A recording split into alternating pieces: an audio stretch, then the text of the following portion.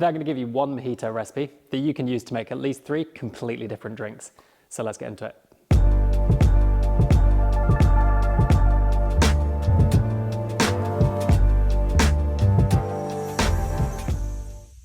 So the mojito originated in Cuba, but its popularity is spread all over the world. It's a super popular drink. And if you see one mojito ordered in a bar, pretty much immediately after that you'll see 5, 10, 15, 20, because if you see a mojito, you want a mojito. So the recipe I'm going to give you today, although technically kind of the same, has variations within each category to give you very different results. So we're going to cover a full spectrum of mojitos, from the lightest and most refreshing to the darkest and richest, but they're all completely delicious. So we're going to be building our mojitos in the glass, and I've got 3 glasses here so you can see the difference between each drink. And I'm going to start off with around about 6 to 8 mint leaves in each glass. So this is going to be our kind of core flavor to the mojito. As with anything, if you add more mint, it's going to be more minty, it's going to be kind of a little bit more refreshing. Add a little bit less and it'll be more kind of rum forward. But you know your own preferences. If you love mint, add more mint. If you're not a huge fan, add a little bit less. So now I've got our mint bases. This is where it really starts to get interesting. For our lighter drinks, we're going to have a cane sugar, which is a 2-to-1 cane sugar syrup from Monin. And then from the darker mojito, I'm going to go with a 2-to-1 light muscovado sugar syrup. And straight away you can see these are going to give pretty different results. If you tasted cane sugar versus light muscovado sugar, you know they're completely different. But we're going to add the same amount of our 2-to-1 syrup to each drink.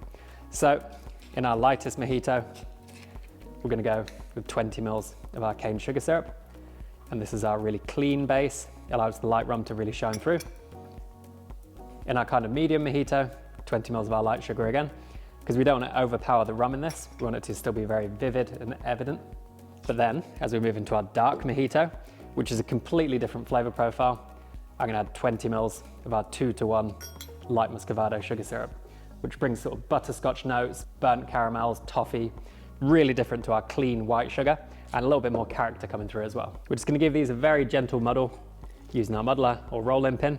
And we don't want to press too hard here, because if you really bruise the mint or tear it, it's going to become quite bitter. You just want to release the oils in the mint, which then infuse into the syrup. So do the same with our sort of medium mojito, and then finally our dark mojito.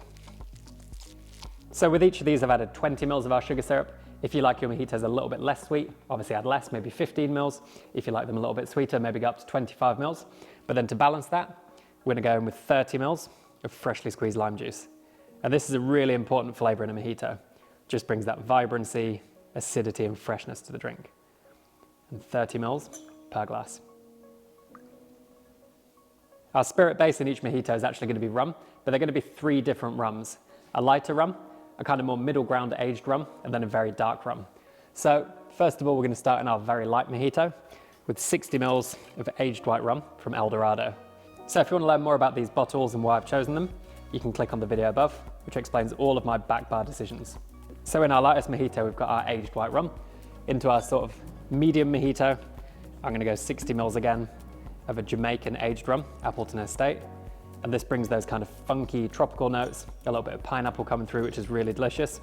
Whereas our white rum over here is more white chocolate, kind of unripe banana, very different flavor profiles. And then finally, into our dark mojito, we're going to go 60 mils again of Gosling's Black Seal rum. And this really complements that kind of darker sugar in there, very rich, completely different to the light rum. This is more treacly, molasses-like, and got that really nice kind of dark sugar going in there as well.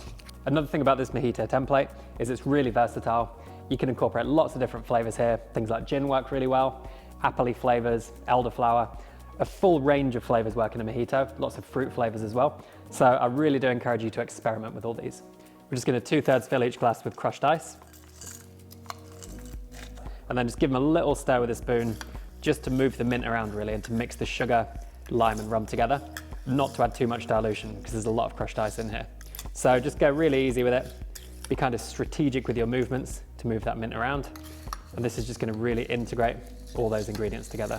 We're not looking to churn the drink up too much because we don't want to over dilute. We're just going to top these up with crushed ice. You can add something sparkling here if you like to. Something like soda would work really nicely in the light mojito. Champagne works really well in a mojito, or even ginger beer in the dark mojito.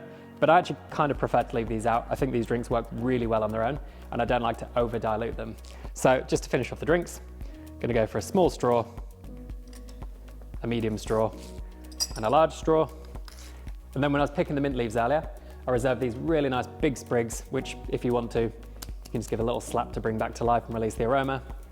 Add that into each glass. And there we have 3 fantastic looking, smelling, and also tasting mojitos. Hope you enjoy these.